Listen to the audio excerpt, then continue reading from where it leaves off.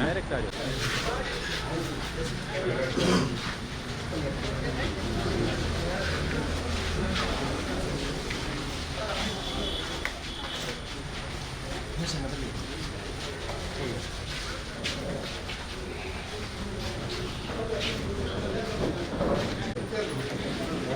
ಸ್ವಾತಂತ್ರ್ಯೋತ್ಸವ ಭಾರತದ 80ನೇ ಸ್ವಾತಂತ್ರ್ಯೋತ್ಸವ. ಈ ಸ್ವಾತಂತ್ರ್ಯೋತ್ಸವದ ಸಂದರ್ಭದಲ್ಲಿ ರಾಷ್ಟ್ರಧ್ವಜಕ್ಕೆ, ರಾಷ್ಟ್ರಗಾನಕ್ಕೆ, ರಾಷ್ಟ್ರಗೀತೆಗೆ, ರಾಷ್ಟ್ರೀಯ ಚಿಹ್ನೆಗಳಿಗೆ ಎಲ್ಲದಕ್ಕೂ ಗೌರವ ಕೊಡುವಂತಹ ಒಂದು ಮಾದರಿಯಾಗುವಂತಹ ಕಾರ್ಯಕ್ರಮಗಳನ್ನು ಎಲ್ಲರೂ ಮಾಡ್ತೀವಿ. ನಾವು ನಿನ್ನೆ ಸ್ವಾತಂತ್ರ್ಯೋತ್ಸವದ ಸಂದರ್ಭದಲ್ಲಿ ಧ್ವಜಾರೋಹಣ ಮಾಡುವಂತಹ ಸಂದರ್ಭದಲ್ಲಿ ವಂದೇ ಮಾತರಂ ಗೀತೆ ಪ್ರಸಾರ ಆಗ್ತಾ ಇತ್ತು.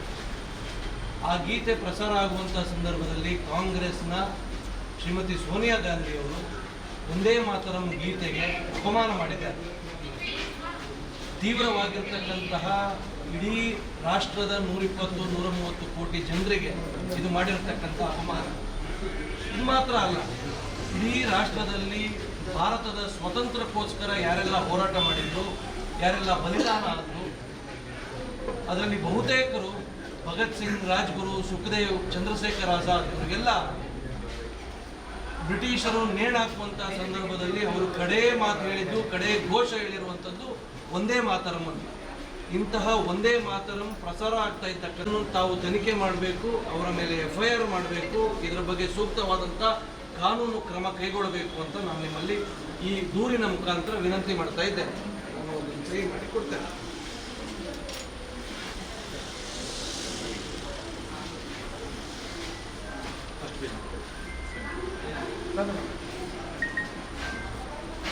ಆದಷ್ಟು ಬೇಗ ನೀವು FIR ಅನ್ನು ದಾಖಲು ಮಾಡಿ ಅವರ ಮೇಲೆ ಕ್ರಮವನ್ನು ಕೈಗೊಳ್ಳಬೇಕು.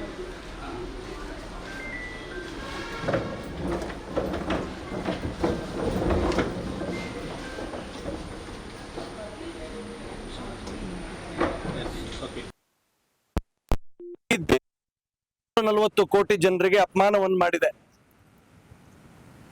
ನಿನ್ನೆ ಕಾಂಗ್ರೆಸ್ನ ದೆಹಲಿಯ ಕೇಂದ್ರ ಕಚೇರಿಯಲ್ಲಿ ಅವರು ಧ್ವಜಾರೋಹಣ ಕಾರ್ಯಕ್ರಮವನ್ನು ಮಾಡುವಂತಹ ಸಂದರ್ಭದಲ್ಲಿ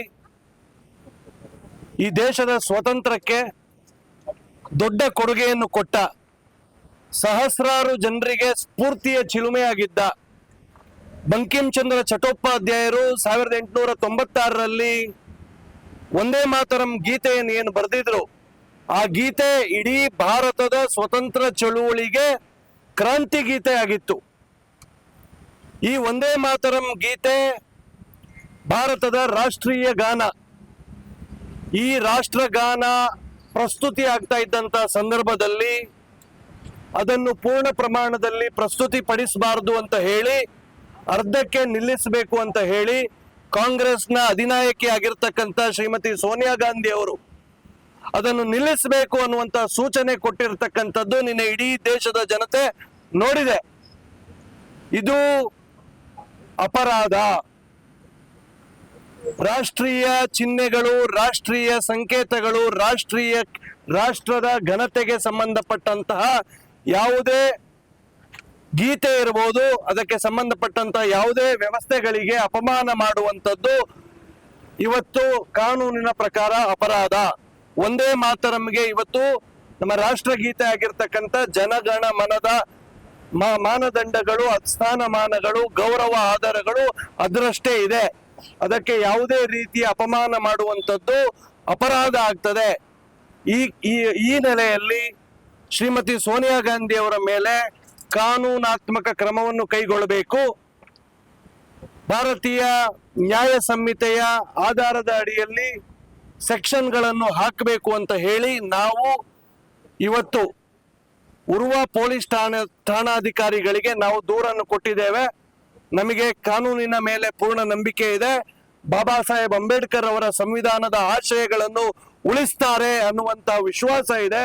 ಅವರು ಒಂದು ವೇಳೆ ಸೋನಿಯಾ ಗಾಂಧಿ ಅವರ ಮೇಲೆ FIR ಅನ್ನು ಮಾಡದೇ ಇದ್ರೆ ಈ ರಾಜ್ಯದಲ್ಲಿ ಒಂದು ರಾಷ್ಟ್ರ ವಿರೋಧಿ ಸರ್ಕಾರ ಇದೆ ಅಂತ ನನಗೆ ಭಾವಿಸ್ತದೆ. ಅವರ ಪ್ರಭಾವಕ್ಕೆ ಒಳಪಟ್ಟು ಪೊಲೀಸರು ಏನಾದರೂ ಅವರ ಮೇಲೆ FIR ಮಾಡದೇ ಇರದಂತ ಸಂದರ್ಭದಲ್ಲಿ ನಾವು ಉಚ್ಚ ನ್ಯಾಯಾಲಯದ ಮೊರೆ ಹೋಗ್ತೇವೆ. ಉಚ್ಚ ನ್ಯಾಯಾಲಯದಲ್ಲಿ ಪ್ರೈವೇಟ್ ಕಂಪ್ಲೇಂಟ್ ಅನ್ನು ರಿಜಿಸ್ಟರ್ ಮಾಡುವ ಮೂಲಕ ನಾವು ಮುಂದಿನ ಕಾನೂನಾತ್ಮಕ ಹೋರಾಟಗಳನ್ನು ಮಾಡುವವರಿದ್ದೇವೆ. ಈ ಕಾಂಗ್ರೆಸ್ ಪಾರ್ಟಿ ಯಾವಾಗಲೂ ಕೂಡ ಒಂದೇ ಮಾತರವನ್ನು ವಿರೋಧಿಸ್ತಾ ಬಂದಿದೆ. 1937ರಲ್ಲಿಯೇ ಅವರು ಪೂರ್ಣ ಪ್ರಮಾಣದ ಒಂದೇ ಮಾತರಂ ಹಾಡಬಾರದು ಅಂತ ಹೇಳಿ ಅವರು ಅದನ್ನು ವಿರೂಪಗೊಳಿಸಿ ಅದನ್ನು ಕತ್ತರಿ ಹಾಕಿದ್ರು. ಅವತ್ತಿಂದ ಹಿಡಿದು ಇವತ್ತಿನವರೆಗೆ ಒಂದೇ ಮಾತರಂನ ದ್ವೇಷಿಗಳು, ಒಂದೇ ಮಾತರಮನ್ನು ವಿರೋಧಿಸುವವರು ಯಾರಾದ್ರೂ ಇದ್ರೆ ಅದು ಕಾಂಗ್ರೆಸ್ ಪಾರ್ಟಿ. ಆದ್ರಿಂದ ಕಾಂಗ್ರೆಸ್ ಪಾರ್ಟಿ ಇನ್ನು ಮುಂದಿನ ದಿವಸಗಳಲ್ಲಿ ಈ ರೀತಿಯ ನಿಲುವುಗಳನ್ನು ತೆಗೆದುಕೊಳ್ಳಿಕ್ಕೆ ಸಾಧ್ಯ ಇಲ್ಲ. ಇವತ್ತು ಅದು ಕಾನೂನಾತ್ಮಕ ಅಪರಾಧ ಆಗ್ತದೆ. ಆದ ಕಾರಣ ನಾವು ಪೊಲೀಸರನ್ನು ವಿನಂತಿ ಮಾಡಿದ್ದೇವೆ. ಅವರ ಮೇಲೆ ವಿಶ್ವಾಸ ಇದೆ. ಬಾಬಾ ಸಾಹೇಬ್ ಅಂಬೇಡ್ಕರ್ ಅವರ ಸಂವಿಧಾನದ ಮೇಲೆ ವಿಶ್ವಾಸ ಇದೆ.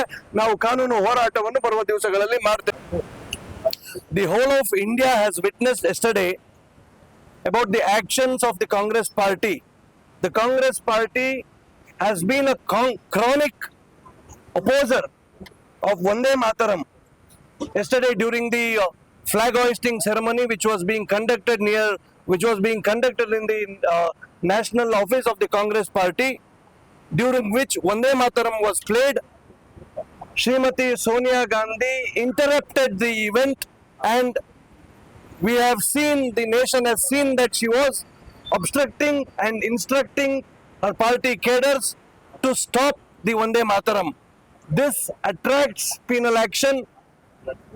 The new Vande Mataram is today equivalent to our national anthem Jana Gana Mana.